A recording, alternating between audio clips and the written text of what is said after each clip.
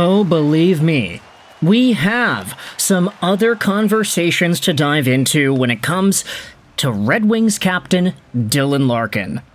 In fact, I want to make an entire Red Wings-centered video, going over the talking points and the questions that Red Wings fans have pondered amongst themselves in regards to this situation. But disregarding what some fans may feel about Larkin as a player, as a leader, as a figure in Red Wings history, let's talk about where he could be traded to next. If you missed it, Red Wings captain Dylan Larkin has officially asked for a trade, which was confirmed by Elliot Friedman as well as Max Bultman on separate accounts yesterday. Larkin was drafted by the Red Wings a decade ago. He was a 2014 draft pick who made his debut with the team in 2015. He had spent oodles and oodles of time in the Wings organization, and now the Red Wings captain of 6 years, heading into what would be his 7th year, has officially asked out. This was talked about on SportsCenter with Jay Onrait yesterday. And what I really wanted to dive into was Brian Hayes' appearance on the show. The segment was posted onto Twitter. This was also on my TV broadcast as well. That's when I ended up seeing it. But Jay asks Brian on the show, what do you think of Dylan Larkin's trade request, and where do you think he could get traded to? Hayes says on the program, I think Dylan Larkin is exactly what the Montreal Canadiens need. They need a second-line center, and I think that is what Dylan Larkin is on a great team. There are some follow-up graphics that the J on SC Twitter account then goes out there and posts. Montreal makes a lot of sense for Dylan Larkin. It's the Brian Hayes quote, and then there are some more questions as to where he could get traded to. This might be seen as a hot take, but I actually agree with that take. Red Wings fans might feel a little bit upset about that. Oh, what do you mean Dylan Larkin isn't a first-line center guy? You're saying that if he's on a Stanley Cup contending team, he's a second-line C? And honestly, I feel like at this point it's a lot more fair to say, yeah. There are more conversations to dive into in regards to that talking point, but I do think that with Dylan Larkin's limited point production over the years compared to other first-line centers in the NHL, it is fair to say that on a Stanley Cup championship caliber team, there is room for Larkin to be a 2C rather than a 1C. You can say, oh, well, it's because Larkin has played on the Red Wings, and the Wings have been bad for so long that Larkin doesn't have the line mates to make him a 100-point center, like Nick Suzuki in Montreal, for example. But I do think that when it comes to game-breaking caliber players, if you're good enough, you're good enough.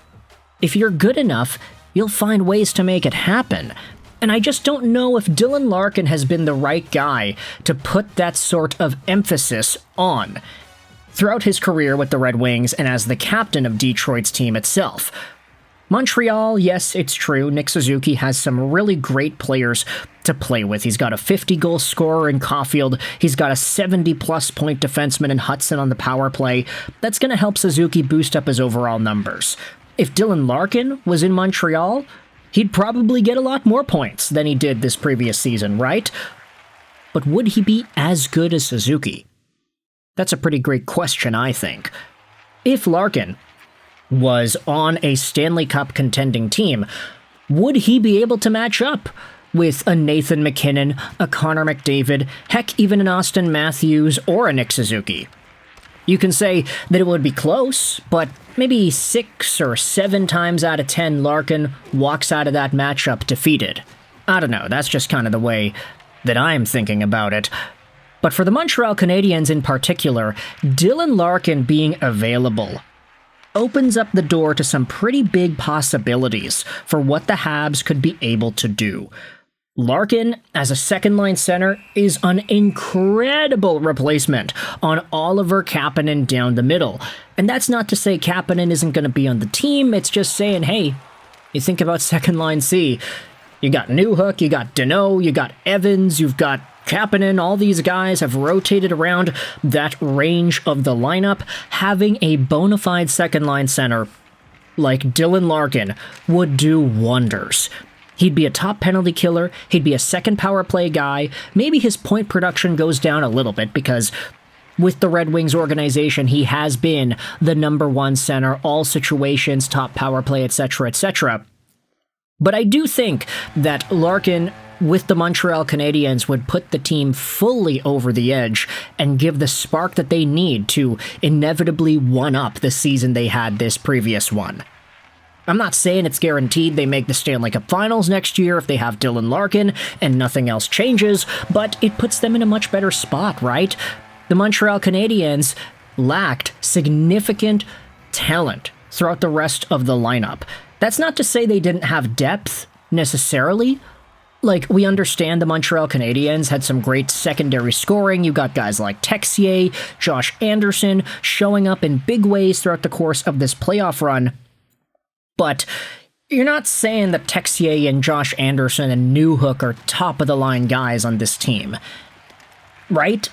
They're just players that stepped up in a really big way.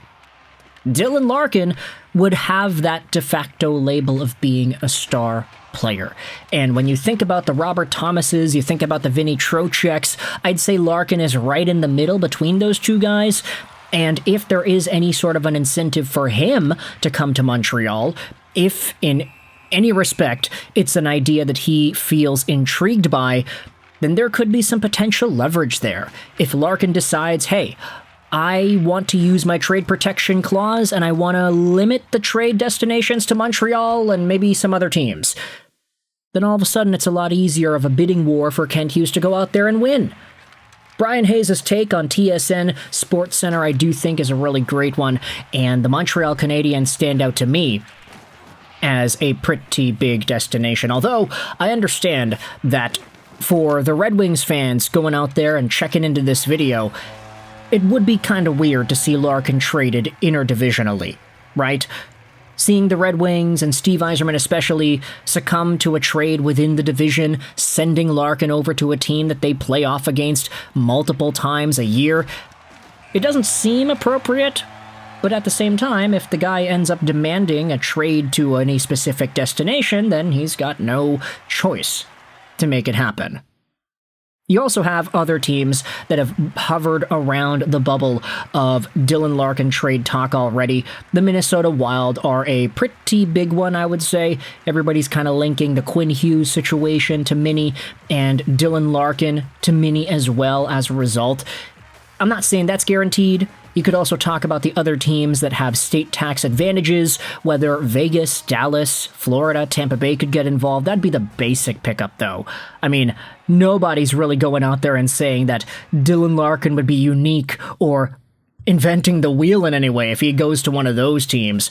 Montreal would be a different flavor, so I'd actually like that a lot. Either way, you can let me know your thoughts in the comment section below. How do you feel about this Dylan Larkin trade idea, linking him to the Montreal Canadiens? Red Wings fans, don't worry, we've got some more Larkin talk coming up on the channel because there are some really interesting talking points that I do feel we have to acknowledge surrounding Larkin and his inevitable departure from this team. Stay tuned because we're going to dive into the ripping of Larkin's reputation in the eyes of Red Wings fans, but I hope you enjoyed this video. And bye.